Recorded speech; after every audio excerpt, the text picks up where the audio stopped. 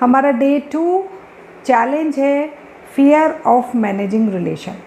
ज़्यादातर जो नई नई शादी होने वाली होती है वो तो डरे हुए होते ही हैं कि पता नहीं कैसे नए रिश्ते संभालेंगे, लेकिन बहुत सारे लोग जो ऑलरेडी फैमिली में रह रहे हैं, चाहे वो अकेले भी रह रहे हैं, फैमिली में भी रह रहे हैं, उनको हमेशा ये डर लगा रहता है कि कहीं मेरी कही गई बात इसको बुरी ना लग जाए, उसको बुरी ना लग जाए। और कई बार तो ऐसा होता है कि जानबूझ के कोई बात कही जाती है, इसलिए कही जाती है कि कभी पुराने टाइम में आपने भी ऐसा कहा था, इसीलिए आपको भी ऐसा सुनना पड़ रहा है। तो ये सारी चीज़ें, जितनी भी चीज़ें हम हमारे रिलेशंस में फेस करते हैं, हमारे रिश्तों में हम अप्स एंड डाउन, कभी थोड़ा लड़ाई कभी थोड़ा प्यार जो फेस करते हैं, वो सब की सब प्लान्ड होती है। अब आप सोचेंगे कि प्लान्ड का क्या मतलब हुआ है, ऐसे कैसे मतलब कि वो प्लान्ड होती है। यहाँ पे एक सिंपल सा एग्जांपल लेते हैं कि सपोज़ कि इस ग्रुप में से 10 जने मिलकर कोई एक प्ले, कोई एक एक्ट, कोई एक प्रोग्राम करने वाले हैं, ठीक है। सबको अलग अलग रोल दिया गया है ना, किसी को देरानी का, किसी को जेठानी का, किसी को सास का, किसी को माँ का, किसी को बेटी का, किसी को बेटे का, किसी को ऑफिस में आपके बॉस का। सबको अपना अपना रोल दिया गया है और सबसे उम्मीद क्या रखी जा रही है कि सब अपना रोल परफेक्ट करेंगे। सास अपने रोल अच्छे से करेगी, बहू अपना रोल अच्छे से करेगी, बॉस अपना रोल अच्छे से करेगा, सब जने अपना रोल परफेक्टली करेंगे। अगर ये कह दिया जाए कि नहीं नहीं नहीं, किसी को कोई दुखी नहीं करेगा, बॉस किसी को बुरा नहीं बोलेगा, है ना, कोई किसी को कुछ सिखाएगा नहीं, है ना, कोई किसी को टोकेगा नहीं, और फिर ये प्ले करना है बिना किसी को रोके टोके सुधारे, ये रोल करना है, तो वो प्ले ज़ीरो, कुछ भी नहीं है उसमें सीखने को। आप खुद सोचिए कि जो रामायण है उसमें अगर रावण नहीं होते, क्या था सीखने को वहाँ पे? सिर्फ अच्छाई से हम नहीं सीख सकते, बुराई होनी ज़रूरी है। बुराई होती है तब अच्छाई का पता चलता है।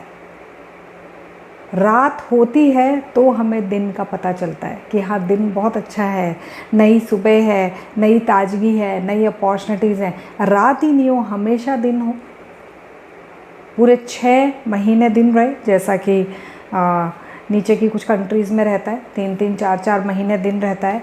तो आप बताइए क्या फ़र्क लगेगा? आपको खुद को टाइम डिसाइड करना पड़ेगा कि हर 12 घंटे बाद मुझे सोना है, हर 7-8 घंटे बाद मुझे उठना है। हर एक प्रॉब्लम, हर एक चैलेंज जो हमारी लाइफ में आता है वो सिर्फ हमारे लिए आता है, हमारी लर्निंग के लिए। और जो हमें सिखाने आता है, जो भी हमें सिखा रहा है वो चैलेंज, हमें उसके लिए थैंकफुल होना चाहिए। यहाँ पे एक मैं बुक बताऊँगी आपको, जिस बुक को पढ़ने से आप और अच्छे से क्लियरली समझ पाएंगे कि मैं आपको कहना क्या चाहती हूँ। हालांकि बात थोड़ी सी ऐसी है जो नॉर्मली हम ग्रुप में डिस्कस नहीं करते हैं, आपको आसपास कहीं से सुनने को नहीं मिलेगी। बात जो मैं आपको बताना चाह रही हूँ वो इस टाइप की है कि आपको लगेगा हैं ये क्या कह रही है, ऐसा तो मैंने कभी नहीं सुना, ऐसा तो हमारी कभी बात ही नहीं हुई, ना किसी फ्रेंड को पता है ना किसी और को। लेकिन जो मैं बात कह रही हूँ वो बस ये है कि आपने ये चश्मा उतारा और दूसरा चश्मा पहन के उसी सीन को फिर से देखा। होता है ना कि हर माँ को अपनी बेटी प्यारी लगती है, हर माँ को लगता है कि मेरी बेटी हर सिचुएशन में सही है, वो गलत हो ही नहीं सकती, है ना। और वहीं मदर इन लॉ को दिख जाती हैं गलतियाँ। तो दोनों में से कोई गलत नहीं है, दोनों सही है, चश्मा अलग अलग है। मदर इन लॉ का इंटेंशन है आपको थोड़ा सा सुधारा जाए, माँ का इंटेंशन है अपने आप सुधर जाएगी, है ना। तो सिचुएशन एक ही है, लोग एक ही हैं, लेकिन दोनों का देखने का नज़रिया अलग है। तो यहाँ पे जब हम किसी ऐसे रिलेशन को जो हमें बहुत ज़्यादा खटक रहा है, जो हमें लग रहा है कि क्यों है ऐसा मेरी ज़िंदगी में, वो रिलेशन एक्चुअली आपको बहुत कुछ सिखाने आया है और आपको उसके लिए ब्लेस फील करना चाहिए। अब यहाँ पे पहले मैं एक्सप्लेन करूँ उससे पहले वो बुक बताती हूँ आपको, और उस बुक से मैं आपको कुछ बताना चाहूँगी जिससे आप थोड़ा और अच्छे से समझ पाएंगे। हमारे पास 5 से 7 मिनट है इसको समझने के लिए, और उसके बाद में हम 1 सेकेंड, ओ सॉरी, मैंने बुक का स्क्रीनशॉट लेना भूल गई मैं इस क्लास से पहले। बुक का नाम है अनटोल्ड स्टोरी ऑफ सीता। आप लोग गूगल कीजिएगा, untold story of Sita by Dena Merriam, DENA। Writer जो हैं वो है by Dena Merriam, DENA, Dena writer हैं, डेना मरियम। ये अगर आप चाहेंगे तो मैं ये बुक का नाम और ऑथर का नाम इसमें व्हाट्सएप ग्रुप में डाल दूँगी। तो इस बुक में ये बताया गया है कि सीता मैया जो है, मतलब होता है ना कि हम पूरी रामायण पहले टाइम में रामलीला भी देखते थे, तो हमें ये पता था अच्छा राम जी अच्छे हैं, रावण जी ने अपहरण करा, ये हुआ वो हुआ, हमें सब पता है। लेकिन इस बुक में बैक स्टेज स्टोरी लिखी गई है, पर्दे के पीछे की कहानी लिखी गई है, जहाँ पे राम और रावण एक साथ बैठ के बात कर रहे हैं कि अच्छा बताओ रावण, लोग मेरे को पूजेंगे कैसे? तो रावण बोलते हैं मैं ये करूँगा ना तो फिर लोग तुम्हारी तरफ आएंगे, मैं ऐसे करूँगा ना तो लोग तुम्हारी तरफ आएंगे। अच्छा सीता मैया क्या आप हेल्प कर सकती हैं? ऐसा हो सकता है मैं आपको अपहरण करके ले जाऊँ? सीता मैया बोलेंगे हाँ चलो ये ठीक रहेगा, तुम ऐसे करके ले जाओगे ना तो ज़्यादा। तो वो सारा कुछ प्लानिंग चल रही है, बैक स्टेज प्लानिंग चल रही है। राम, सीता, रावण जितने भी रोल हैं वो सब फ्रेंड्स हैं, एक दूसरे के दोस्त हैं, और वो इस प्ले को और अच्छे से लोग समझ पाएँ कि ये अच्छाई है, ये बुराई है, ये नहीं होना चाहिए, ये होना चाहिए। अच्छे बुरे का फ़र्क अगर किसी ग्रंथ में बताया गया है तो उस ग्रंथ को बनाने से पहले उसके पीछे प्लानिंग करी गई है। अब अगर कोई ये बोले, सपोज़ मैं हूँ और आप में से ही कोई मैम है, हम दोनों को ये बोला जाए कि कौन रावण का रोल प्ले करेगा, कौन राम का? राम का रोल प्ले करना तो बहुत आसान है, क्योंकि बचपन से सुनते आए हैं झूठ नहीं बोलना, अच्छे से बात करनी है, प्यार से बात करनी है। रावण ने भी बचपन में यही सुना है, राम ने भी यही सुना है, पर राम को वो रोल प्ले करने को बोल दिया जैसा कि नॉर्मली हमारी सोसाइटी में होता है, जैसा कि सब बोलते हैं। रावण को वो रोल प्ले करने के लिए बोल दिया जो कि काफ़ी बुरा रोल है, जो कि बहुत लोगों की नेगेटिव एनर्जी लेंगे। जैसे ही आप एक बुरा काम करते हो 10 लोग आपके बारे में बोलने लगते हैं ये तो ऐसा ही है, बहुत बुरा है, इसके साथ तो ये, इसके साथ ये हुआ ना, बहुत अच्छा हुआ, ये होना चाहिए, वो होना चाहिए, ये तो इसको कोई हेल्प ना करे तो पता चले इसको ये हो, इसको वो हो। एक तो वो दूसरों की ज़िंदगी में नेगेटिव, मतलब कि क्या नेगेटिव है क्या पॉजिटिव है ये समझाने में हेल्प कर रहे हैं, और दूसरा नेगेटिव एनर्जी भी ले रहे हैं। उनको तो डबल लॉस है, 2 तरीके से नुकसान है। एक तो वो बैड रोल प्ले कर रहे हैं, क्यों? ताकि राम का अच्छा रोल समझ में आ पाए आप लोगों को। दूसरा, क्योंकि वो बैड रोल प्ले कर रहे हैं, उनकी खुद की माँ डांटती है, उनकी बहन डांटती हैं, उनकी बीवी उनसे गुस्सा करती है, उनके सारे दोस्त उनसे अलग हो जाते हैं। अब बोलिए ये जो रावण है उसको कितनी मेहनत करनी पड़ी अपने रोल के लिए। वैसे ही हमारी ज़िंदगी में कोई ऐसा रिश्ता है ना, कोई ऐसी फ्रेंड आई स्कूल में, कॉलेज में, जिसने हमें धोखा दिया, तो हम क्या सीख गए कि आगे से इस सिचुएशन में ऐसे रहना है तो मैं धोखा नहीं खाऊंगी, है ना। कोई ऐसा जना आया जिसने आपको ये बताया, मतलब आपका कोई सामान चोरी करके ले गया, वो है ना, बहुत कीमती सामान था, या आपका लैपटॉप था, चोरी करके ले गया, आपको बहुत दुख हुआ मेरा सामान चोरी हो गया। इसने आपको ये सिखाया कि आपको चोरी नहीं करनी है, दूसरों को दुखी नहीं करना है। एक तो वो सिखा के गया, ऊपर से आप उसको गालियाँ दे रहे। ज़िंदगी में यही सिखाया जाता है, इसी तरीके से सिखाया जाता है। यही उस बुक में लिखा गया है कि प्लैनेट अर्थ जो है, पृथ्वी जो है, वो एक स्कूल है, और हम सब सोल्स ने, हम सब आत्माओं ने ये शरीर धारण करके यहाँ पे कुछ ना कुछ सीखना है, इसीलिए आए हैं। नहीं तो और बहुत सारे ग्रह हैं जहाँ पे नेगेटिव एनर्जी है ही नहीं, जहाँ पे सिर्फ अच्छाई है, जहाँ पे सिर्फ प्यार है, जहाँ पे सिर्फ हेल्प है, जहाँ पे सिर्फ विश्वास है, जहाँ पे कोई धोखा नहीं है। तो जहाँ पे ये सब कुछ है ना, जहाँ प्यार, विश्वास, हेल्प, वहाँ कुछ नहीं सीखोगे आप, कुछ सीखने के लिए है ही नहीं। तो जब कभी उनको सीखना होता है, प्लैनेट अर्थ पे आया जाता है। लॉर्ड कृष्णा लॉर्ड शिवा, साईं बाबा, ईसा मसीह, पैगंबर जी, सब के सब प्लैनेट अर्थ पे आए हैं क्योंकि वो एक्सपीरियंस लेना चाहते थे उस नेगेटिव एनर्जी का। वो एक्सपीरियंस लेना चाहते थे कि अच्छा कुछ बुरा होने पे क्या सीखने को मिलता है। बचपन की वो बात याद है कि एक टीचर जो आपको बहुत प्यार से पढ़ाती है वो तो याद रहती नहीं है, और एक टीचर जिसने डांटा होता है तू कुछ नहीं करेगा ज़िंदगी में, तेरे को कोई जॉब नहीं मिलने वाली, तेरे तो मैथ में हमेशा ज़ीरो आएंगे, वो टीचर याद रहती है। और जब आप एक टॉप पोस्ट पे पहुंच जाते हो तो उसी टीचर से मिलने जाते हो कि देखो मैम आपने ज़ीरो बोला था ना, आगे मेरे अच्छे नंबर। तो बताइए आपको पुश किसने करा, उस टीचर ने जो प्यार से पढ़ाती थी, या उसने जिसने आपको बोला कि तू तो ज़ीरो ही रखेगा हमेशा। तो जिसने हमेशा ये बोला कि तुम आगे बढ़ ही नहीं सकते, उसने 1 लीटर की बजाय 2 लीटर पेट्रोल डाला आपकी बॉडी में। इन्होंने 1 लीटर, इन्होंने 2 लीटर, और अगर और कड़वी बातें बोल दी, आपको भयंकर गुस्सा आ गया तो समझ जाइए इस 1 लीटर की बजाय उन्होंने 4 लीटर पेट्रोल डाल दिया। अब तो आप जम के पड़ेंगे, अब तो उस टीचर को दिखाने के लिए आप बहुत मेहनत करेंगे।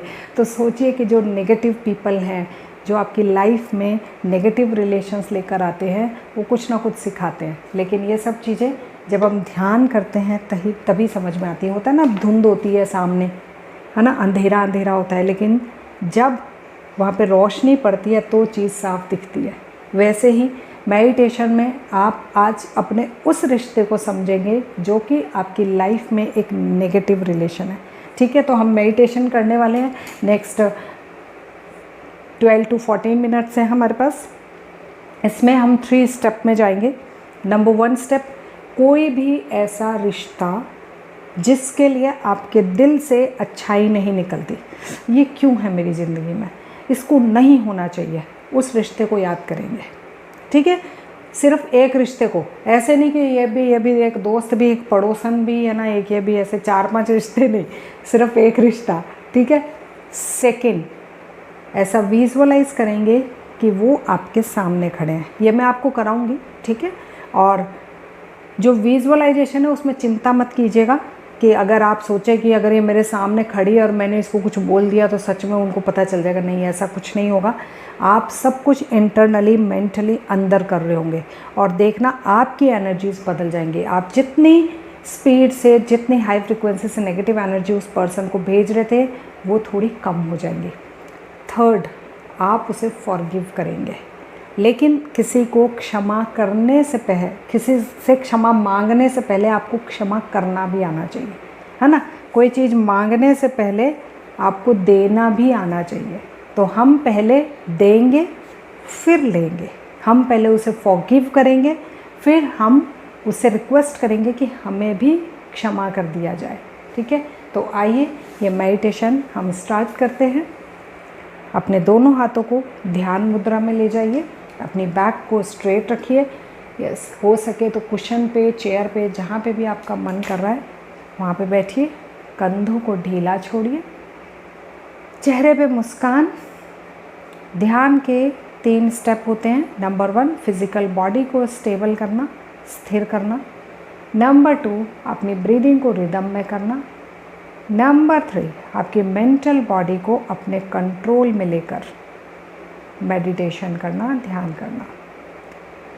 तो नंबर 1 स्टेप, मेरा शरीर स्थिर है, मैं अपने शरीर को कमांड देती हूँ कि ये ऐसे ही नेक्स्ट 12 मिनट तक ऐसे ही बैठा रहेगा।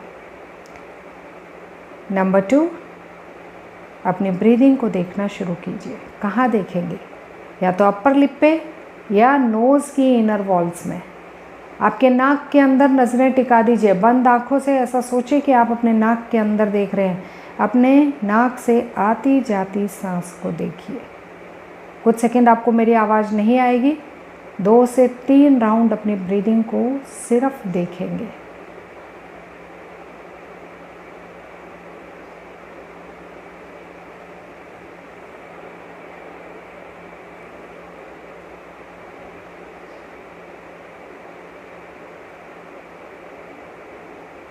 यस, मेरी ब्रीदिंग रिदम में है। इनहेल एक्सहेल सब प्रॉपर चल रहा है। ये सांसें इस शरीर का ध्यान रख सकती हैं। अपने चेहरे पे आइए, अपने माथे को देखिए और अगर माथे पे सलवटें हैं तो उसे हटाइए। पलकों को हल्का कीजिए, चिक पे स्माइल लेकर आइए। ये वो एरिया है जहाँ पे आप अभी विजुअलाइज करेंगे, जहाँ पे आप अभी ध्यान करेंगे। तो अगर इस एरिया को, फोरहेड को रिंकल फ्री ना करा जाए तो समझ जाइए कि वो रूम जहाँ आप ध्यान करने वाले हैं वो क्लीन नहीं है। यस, मेरा फोरहेड रिलैक्स है, पलकें हल्की है, चेहरे पे मुस्कान है। अब ऐसा सोचिए कि कौन सा रिश्ता है जिसे आप सुधारना चाहते हैं। आपके दिल से इच्छा है कि मेरे मन से उनके लिए कोई बुरी बात ना निकले। आप सच में चाहते हैं कि ये रिश्ता सुधरे। ठीक है, आपका मन आपकी बात कई बार नहीं मानता, वो अपने मन से जो कुछ चाहे वो बोलता रहता है। लेकिन अपने आप से पूछिए कि वो कौन सा रिश्ता है जिसे मैं सुधारना चाहती हूँ, जिसे सुधारने पे मेरी ज़िंदगी में शांति और ज़्यादा बढ़ जाएगी, मेरी खुद की ओवर थिंकिंग ख़त्म हो जाएगी। यस, वो जो भी रिश्ता है उसका नाम लीजिए, उस रिलेशन का नाम लीजिए। दोस्त है तो कहिए ये मेरी दोस्त है और इसका नाम ये है। सिर्फ खुद से कहिए, किसी बाहर वाले को नहीं पता चलने वाला कि आप क्या सोच रहे हैं। सिर्फ खुद से कहिए, जो भी रिश्ता है, कोई दोस्त है, बॉस है, कोई रिलेटिव है, वो रिश्ता सिर्फ खुद को बताइए कि मेरा उनसे ये रिश्ता है और उनका ये नाम है। नाउ ऐसा विजुअलाइज कीजिए कि वो आपके सामने आकर खड़े हैं। मे बी वो आपके घर के दरवाजे की बेल बजा रहे हैं या आपकी लॉबी में, ड्राइंग रूम में आपके सामने खड़े हैं।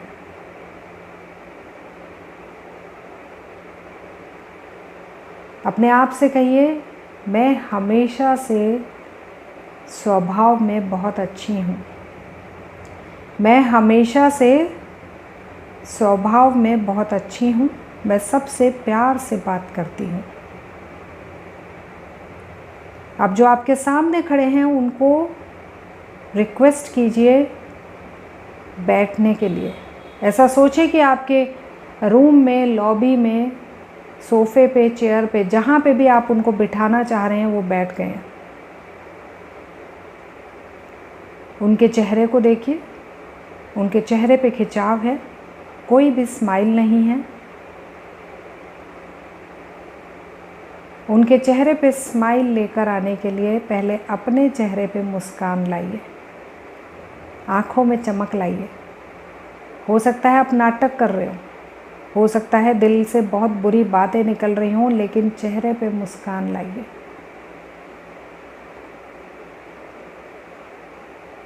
आपके मुस्कान को देख के वो थोड़ा सा रिलैक्स हुए हैं। थोड़ा सा उनके चेहरे पे मुस्कुराहट आइए।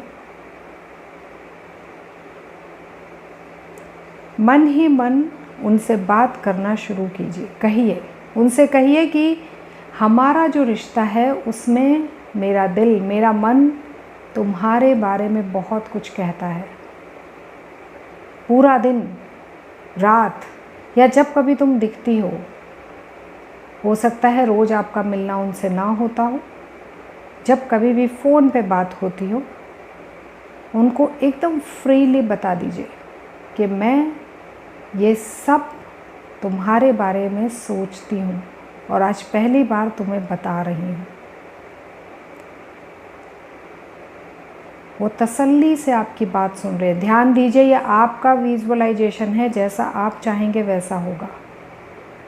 वो तसल्ली से आपकी बात सुन रहे हैं और अब उनकी बात सुनिए, उनका क्या कहना है।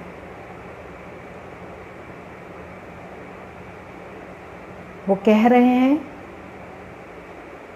कि बहुत बार ऐसा हुआ है कि मेरे मन से भी कड़वी बातें निकली हैं। ऐसा नहीं है कि मैं हमेशा सही हूँ, ऐसा नहीं है कि आप हमेशा गलत हैं। बहुत बार मेरा मन भी मेरी मर्जी ना होने के बावजूद आपके बारे में गलत बोलता है।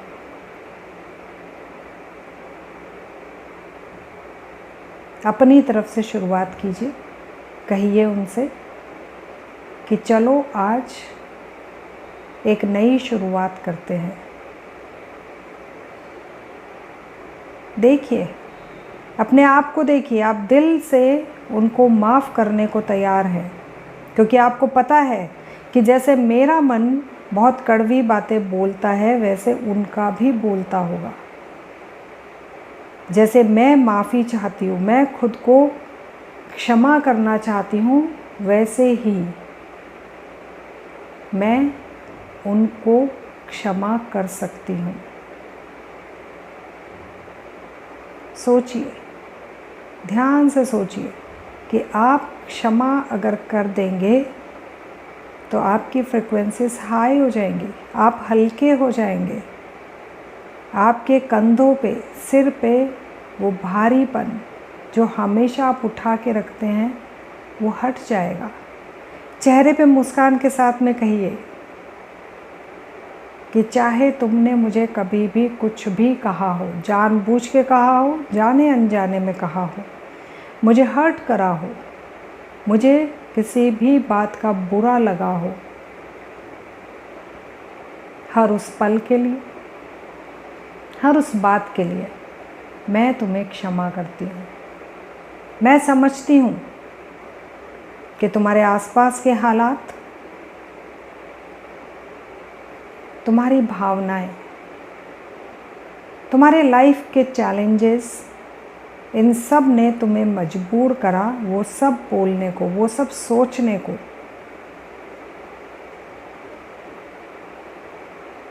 जो कि तुम नहीं चाहती थी। अपनी तरफ से क्षमा कीजिए, कहिए कि मैं तुम्हें तुम्हारी हर गलती के लिए, हर कही गई बात के लिए क्षमा करती हूँ। मैं क्षमा करती हूँ दिल से मैं क्षमा करती हूँ, और मैं चाहती हूँ कि ये रिश्ता सुधर जाए। देखिए, उनके चेहरे पे मुस्कान है।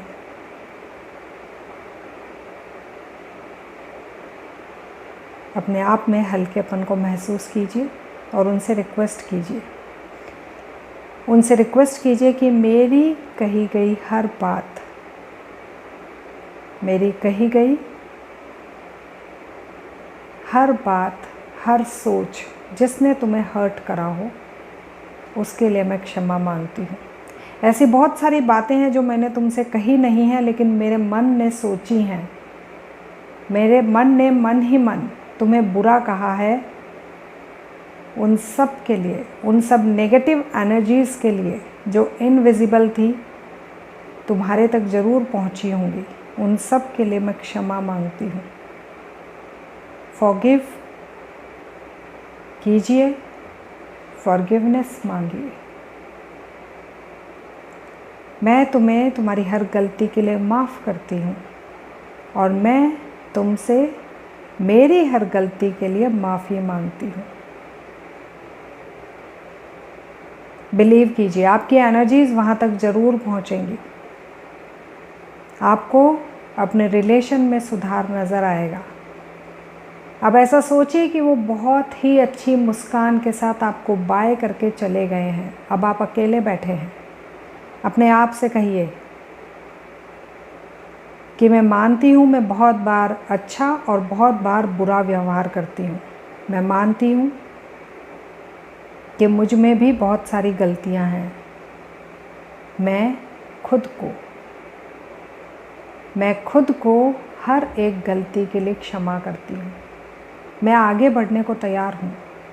मैं उस गलती के साथ वहीं नहीं रुकना चाहती। मैं आगे बढ़ने के लिए तैयार हूँ।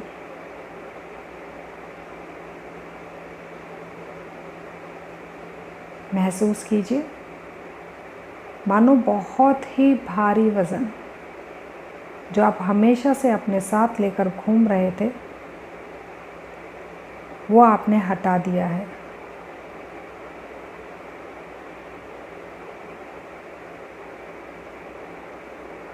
अब ऐसा बिलीव कीजिए कि आप अकेले बैठे हैं, लेकिन आपकी एनर्जीज उस रिलेटिव तक जा रही है, उस फ्रेंड तक जा रही हैं।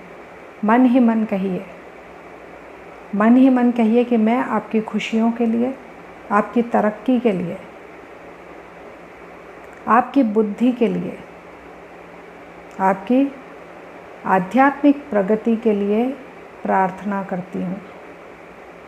आपकी लाइफ में जितने भी चैलेंजेस आ रहे हैं, उन सब से आप इजीली क्रॉस कर जाएं, आगे निकल जाएं, ये मैं प्रे करती हूँ।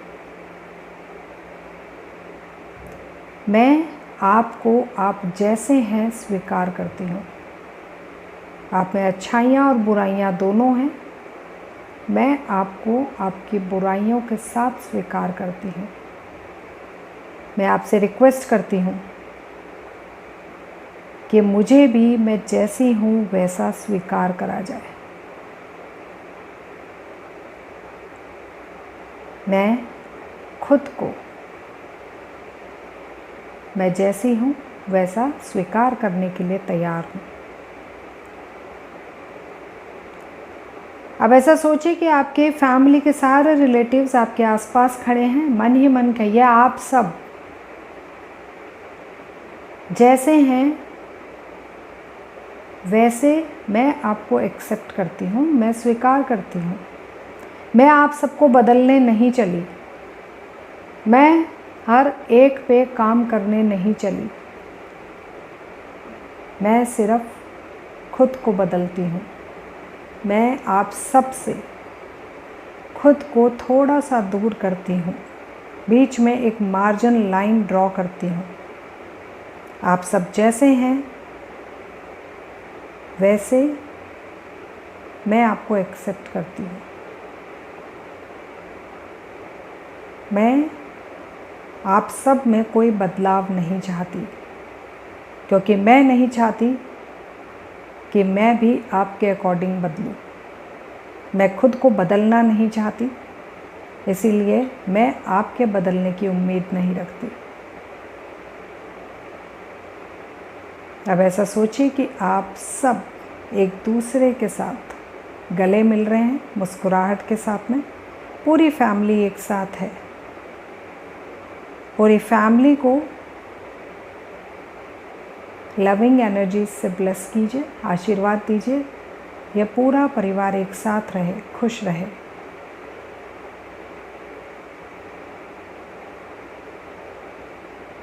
अपने इंट्यूशन से वापस आ जाइए। Bring your focus on your breathing. अपने सांसों पर ध्यान लेकर आइए। यह वैसी ही चल रही है जैसी आप छोड़ कर गए थे। अपनी बॉडी पे ध्यान लाइए। अपने हाथों के फिंगर्स को हिलाइए। दोनों हाथों को ज्वाइन कीजिए। ओम का उच्चारण करेंगे। Deep inhale. ओम।